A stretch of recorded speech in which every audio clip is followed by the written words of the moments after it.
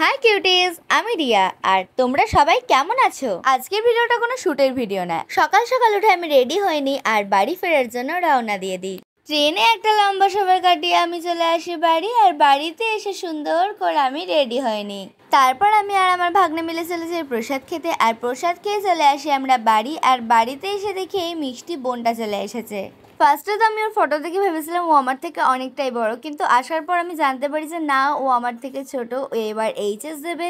আর আমি তো first time nails করাচ্ছিলাম, তাই আমি ভীষণ এক্সাইটেড ছিলাম। আর ও এখানে সুন্দর করে যত্ন সহকারে নেলস করছিল, আর বিশ্বাস করো কাজের প্রতি এত ডেডিকেশন ছিল, মানে কিছু বলারই নেই। আর দেখো ঝটপট সুন্দর করে এই নেলসগুলো কমপ্লিটও করে ফেলে।